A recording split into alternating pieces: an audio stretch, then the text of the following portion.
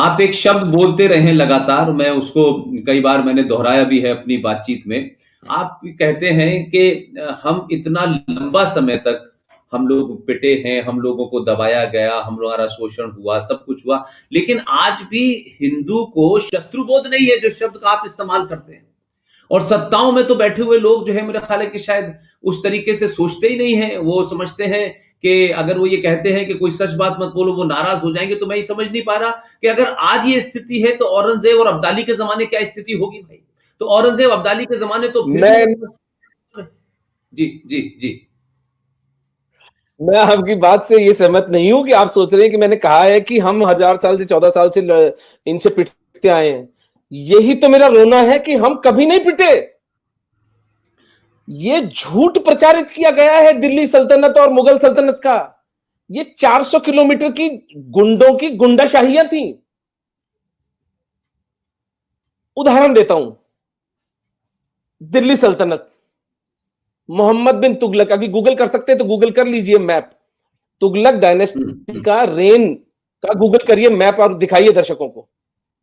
तो आपको दिखेगा उसमें एक नीले रंग का मैप आएगा जिसमें पूरे भारतवर्ष पर तुगलक रेन दिखाई गई है लगभग 100-125 साल तक। अब मेवाड़ में सन 1340 के अंदर एक महाराणा हमीर सिंह होते हैं जो बैटल ऑफ सिंगोली में मोहम्मद बिन तुगलक को बालों से पकड़कर घसीटते हुए चित्तौड़ लाते हैं और चित्तौड़ में 6 महीने तक कैद करके रखते हैं। और जब वो 1 लाख स्वर्ण मुद्राएं, 50 वॉर एलिफेंट्स और 5000 घोड़े समर्पित करता है हमीर को, तब हमीर उसे छोड़ते हैं। ये थी आपकी दिल्ली सल्तनत।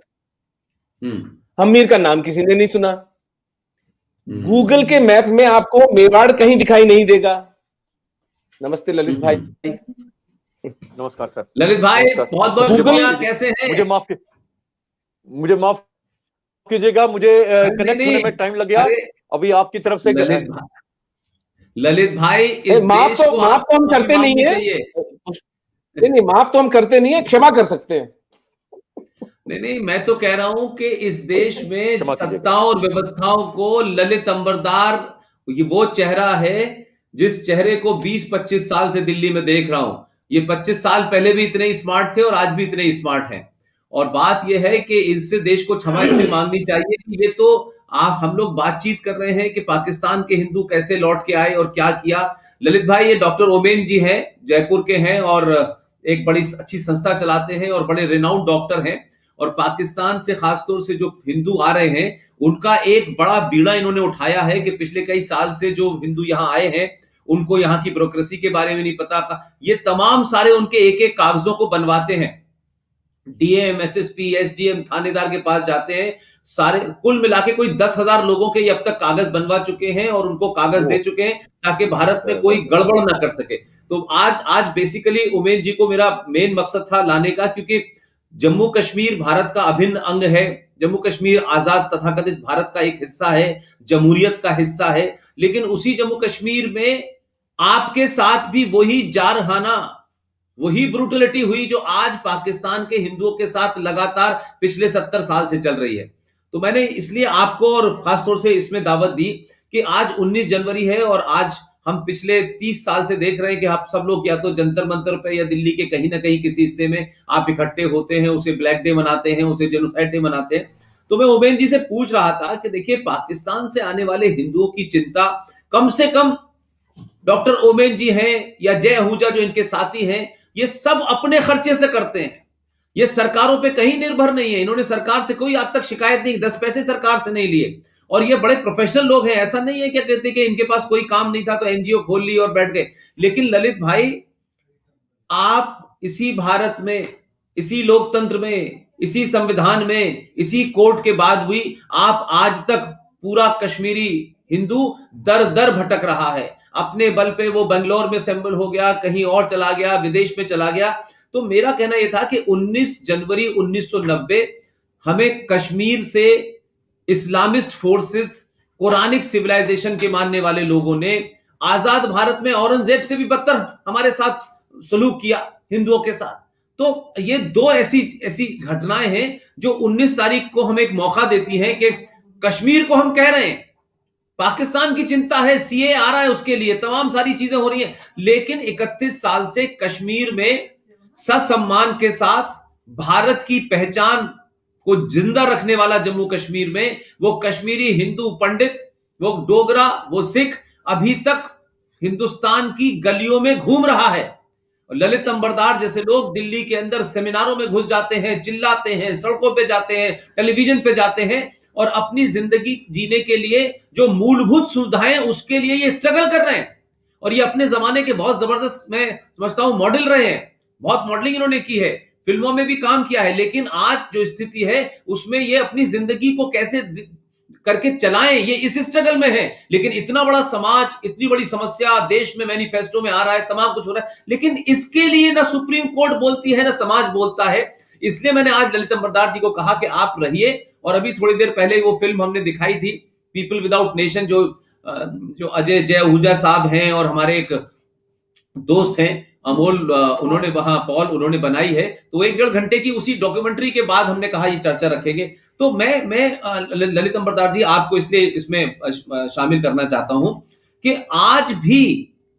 आज कहा जाता है देश में राष्ट्रीय सरकार है, जम्मू कश्मीर में जिहादियों की सरकार चली गई है, लेफ्टिनेंट गवर्नर का रूल वहां चल रहा है, तमाम सारी बातें हैं। लेकिन ये 370 हटी, 35 हटे, ये एक अलग मामला था। लेकिन जम्मू कश्मीर में वैली में कश्मीरी पंडितों को 370 की वजह से नहीं मारा। जम्मू कश्मीर में 3 पंडितों को इसलिए नहीं मारा कि उनको नौकरी का चक्कर है तो अब उनको नौकरी दे दी जाएगी। तो जो असल वजह है, जो असल जड़ है, उस जड़ की तरफ क्या सरकारें ध्यान दे रही हैं, या टाइम बाई करके बस एक जो है रिटोरिक है कि साहब 370 हट गई, 370 हट गई, 370 हट गई तो आज भी मैं और अभी तो नहीं जा सकता कोई भी। तो वो 370 हटने का जो असली मकसद था कि बंगाल का बंगाली आके रह सकता है, तमिलनाडु का तमिल का आदमी, तो वो तो शायद अभी भी नहीं है। तो आपका इस पे क्या कहना है ललित भाई? सर, पहले तो डॉक्टर ओमेंद्र सर को मैं प्रणाम करता हूं। आप जैसे लोग पुण्य का काम कर रहे हैं। सर, 14 अगस्त 1947 को क्या हुआ था? हिंदुस्तान में पैदा हुए लाखों हिंदुस्तानियों ने अपनी मादरे वतन के साथ गद्दारी की, टू नेशन थ्योरी के नाम पे, इस्लाम के नाम पे जिन्ना का समर्थन किया। हिंदुस्तान का विभाजन हुआ और विभाजन का आधार क्या था? हिंदू और मुसलमान इकट्ठे नहीं रह सकते, ये थी जिन्ना की two nation theory of supremacy and exclusivity of Islam. ये जानते हुए हिंदुस्तान की तत्कालीन सरकार, Nehru and Congress, Indian secular state ने क्या किया? उन हिंदुओं और गरीब हिंदू और मुसलमान सिखों को जो मेन लाइन इंडिया तक नहीं आ पाए, उनको हमने अबेंडन किया। ये जानते हुए कि 1946 में नोखाली में कितना कत्लेआम हुआ था, हिंदुओं की लाशों को कैसे दिखाते थे सड़कों पर, ये जानते हुए हमने हिंदुओं और सिखों को वहां पे उन पाकिस्तानी इस्लामिस्ट दरिंदों के हाथ छोड़ दिया।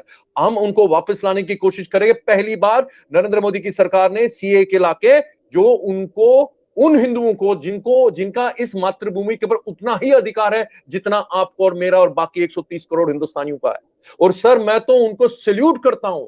इतनी बर्बरता, 24% से 1.5-2% रह गए, लेकिन अपना धर्म नहीं छोड़ा अभी तक धर्म नहीं छोड़ा। बेटी 11 साल की 11 साल की लड़की को उठा के ले जाते हैं, बाप रोता है, पिटता है, आत्महत्या करना चाहता है, लेकिन अपना धर्म अभी तक नहीं छोड़ा। सर, मैं तो दाद देता हूं इनकी। लानत है हमारे पर, हम आपको अपने आप को हिंदू बोलते हैं। 70 साल से हम जेल रहे थे जेनोसाइड।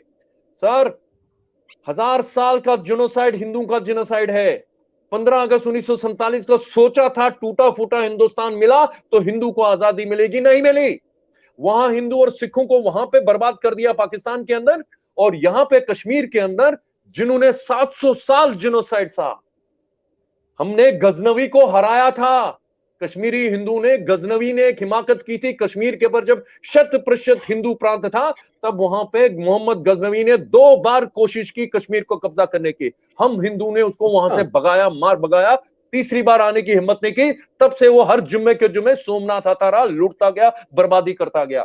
ये थे हिंदू रेजिलियंस, ये भी हिंदू थे।